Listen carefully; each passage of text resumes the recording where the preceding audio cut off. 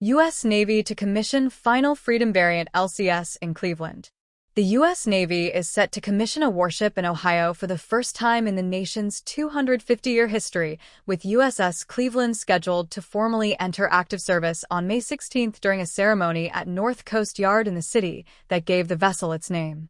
USS Cleveland designated LCS-31 arrived in Cleveland on May 9 to begin a week of public commissioning events running through the ceremony date. The ship is the fourth U.S. Navy vessel to carry the Cleveland name, a lineage that stretches back more than a century through cruisers and destroyers that served in conflicts spanning both world wars. It is also, by any measure, a closing chapter for one of the Navy's most debated shipbuilding programs. LCS-31 is the 16th and final Freedom-variant littoral combat ship to be built and commissioned in the U.S. Navy, ending a production run that generated fierce controversy throughout its existence, while simultaneously producing a class of ships that will remain in the fleet for years to come.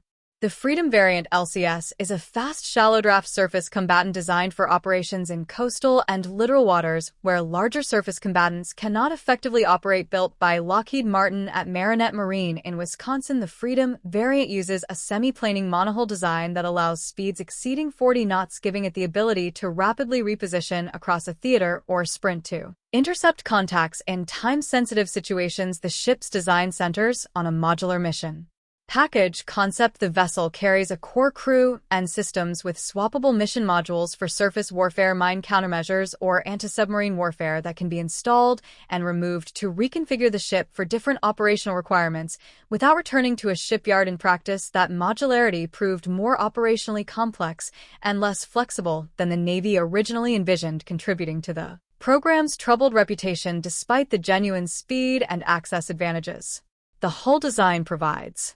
The LCS program's history is one of the more turbulent in recent U.S. naval acquisition. The ships were conceived in the early 2000s as affordable networked fast attack vessels that would complement the Navy's larger surface combatants by handling the mine warfare, submarine hunting, and surface interdiction missions in contested coastal environments that destroyers and cruisers are poorly suited for. The program split into two competing variants, the Freedom monohull and the Independence trimaran.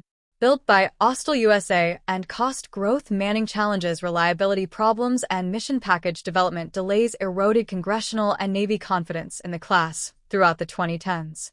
The Navy has been decommissioning early LCS hulls before they reach the end of their intended service lives, an unusual and expensive outcome that reflects just how sharply expectations diverged from results in the program's early years. Against that backdrop, the commissioning of LCS-31 as the final Freedom-variant vessel represents less a celebration of the class's success than an acknowledgement of its completion and an implicit recognition of the lessons it generated for future small combatant design.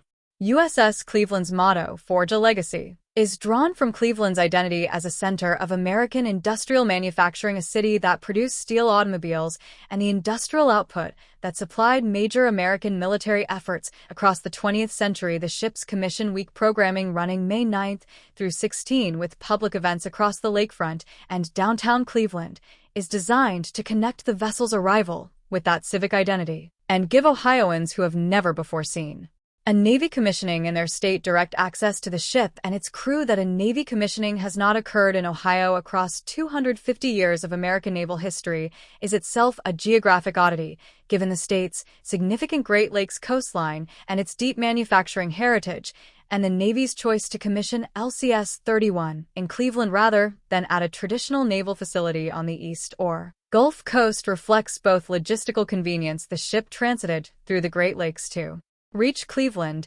and a deliberate effort to connect the fleet with communities far from the coasts where most Americans experience naval power only abstractly.